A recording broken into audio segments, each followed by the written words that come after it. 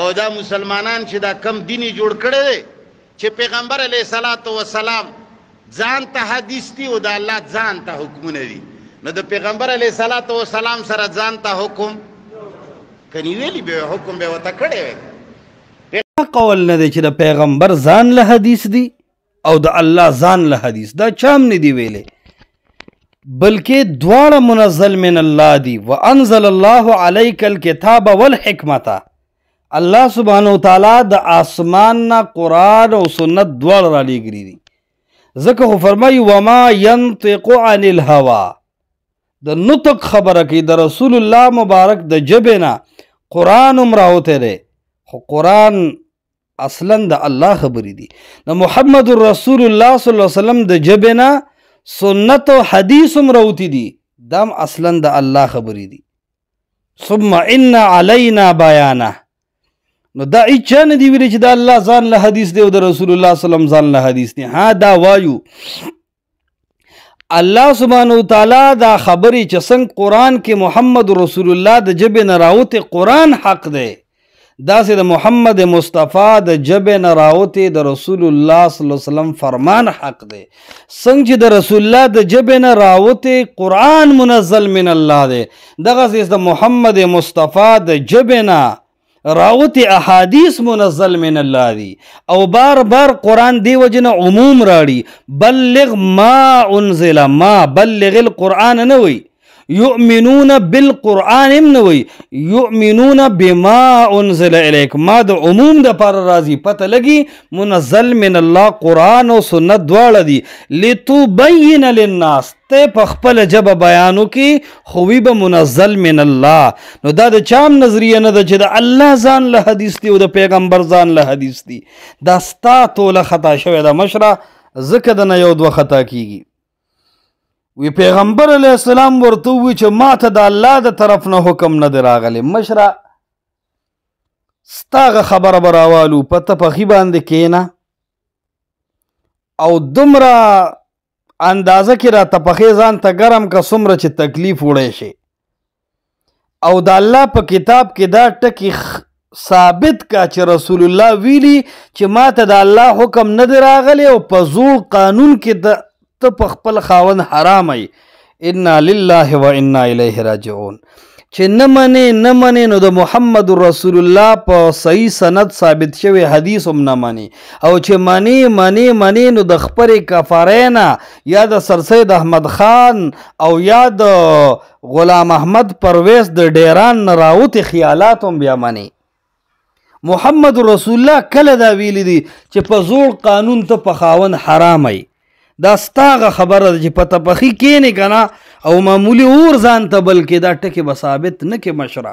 په دې توبه استغفار ووایه، ته خو ډېر احتیاط ځکه کوه چې د تواتر او دارنګ د امت مسلمه مسلم قواعد نه منې، نو خپله خو بیا هغه څه مه وایه که نه چې هغه د ګوګل په دنیا کې هم نه وي. ښځې ورته ووایي چې دا سوال نه پیدا کیږي چې دا خبره زه ومنم، دا څنګه کیدی شي؟ و د الله توتي کله دې ښځې دا خبره کړې ده؟ دا قرآن کې کم ځای دی؟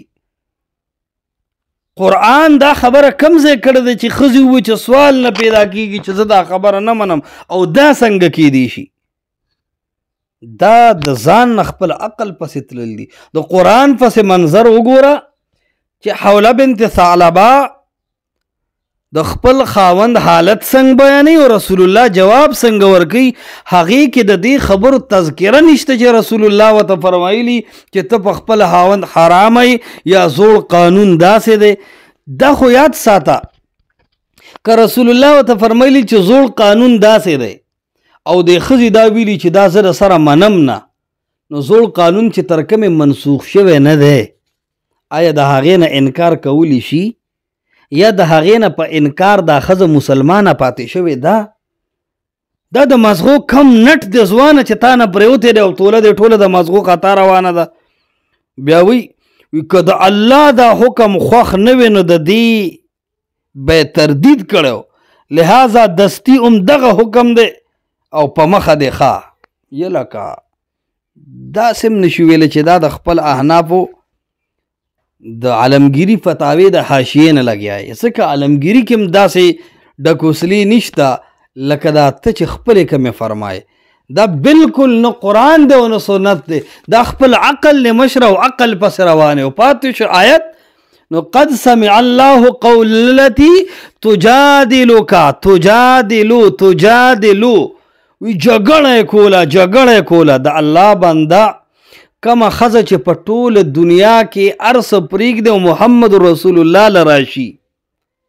آیا ستا په دې خزه دا یقین راځي چې د محمد رسول الله غونده عظیم شخصیت سره به یو خزه جګړه وکړي؟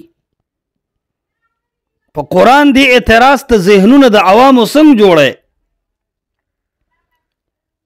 چې خزه به راشي او د رسول الله سره به جګړه کوي.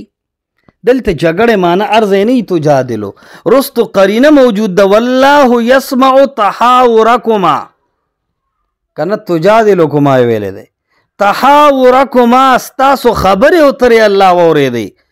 نو مجادله ارزه کې جنگ جګړو ته نه وي، ته چې لغت شریف ته ورشي او ډېر بره نه ځي، خو د امام راغب استاذ مفردات و الفاظ القرآن راواخلي او جدل راواړی جیم دال لام، نو تا ته به وی جدل وی احکام ته یو شی مضبوطول، یو خبره توله کول، یو خبره برابرول، او د خبرې د برابرولو سره جګړه مستلزمه نه ده، هیڅ ملازمه نشته.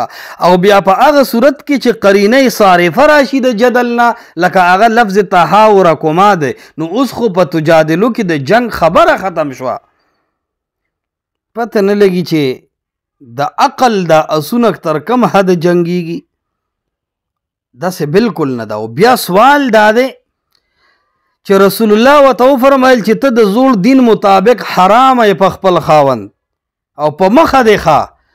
سوال دا دی چې دا خو د رسول الله خبره ده، نو دې ښځې چې دا خبره د عقل خلاف ګڼله، نو دلته د کپرۍ شریفې ته دا سوال راځي د عوامو چې چټه ښځه په دې پوهېږي چې دا سوال دا جواب د فطرت خلاف دی. نو چې ښځه په دې پوهېږي چې دا جواب د فطرت خلاف دی، نو د کائنات عظیم شخصیت محمد رسول الله په ولې نه پوهېږي؟